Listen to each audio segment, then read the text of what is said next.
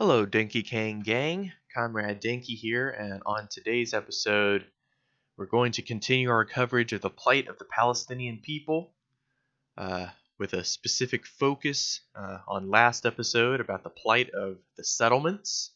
The first episode, we talked about the plight of those trying to return to the land formerly occupied by Palestine, formerly belonging to Palestine, now occupied by Israelis. And now we're focusing on these illegal Israeli settlements in the West Bank. So this is an article from The Guardian. Says Trump Heights. Israel names Golan Heights settlement after U.S. president.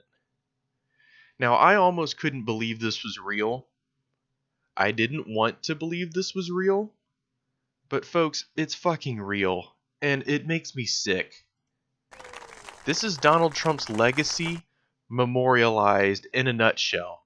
His legacy is one of oppression of marginalized groups, and how best to represent it by better than naming a Israeli settlement, illegal Israeli settlement on the West Bank after Trump,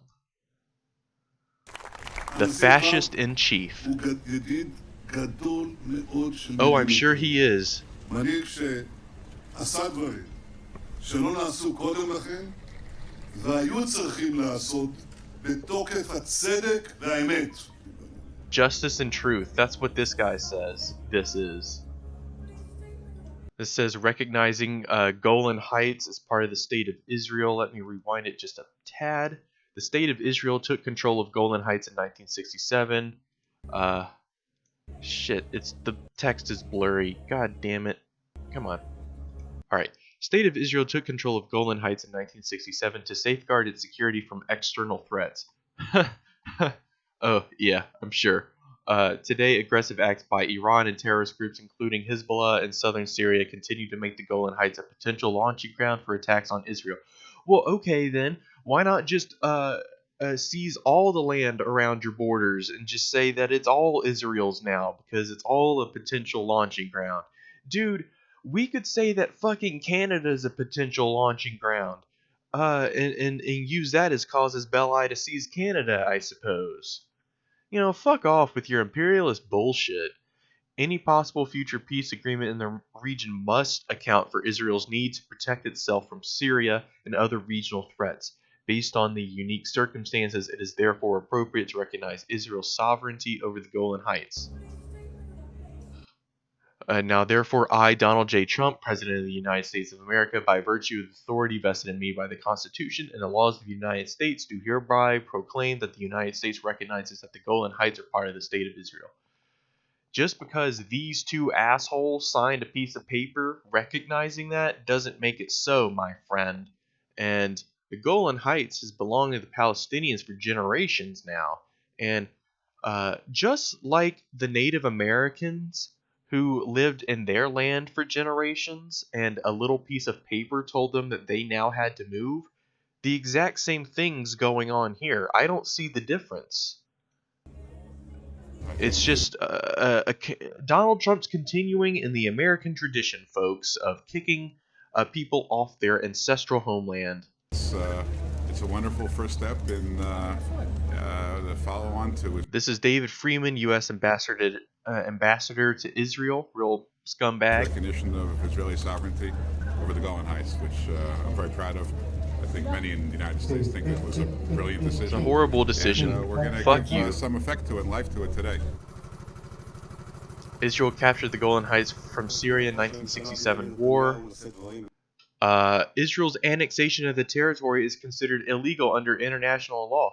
But then again, like we covered in our past episodes of Palestine, it doesn't matter how much Israel fucking violates international law because the U.S. Is protecting them.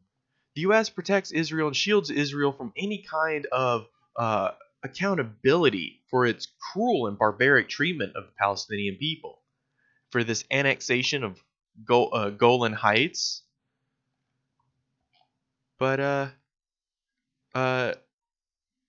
the article says Israeli Prime Minister Benjamin Netanyahu has revealed Trump Heights, a new settlement named after Donald Trump on the contested frontier with Syria, the Golan Heights. The U.S. president signed a decree in March saying the U.S. recognized Israeli sovereignty over the territory seized from Syria in 1967. Netanyahu unveiled a sign labeled Trump Heights in English and Hebrew, decorated with Israeli and U.S. flags and planted on a patch of synthetic grass.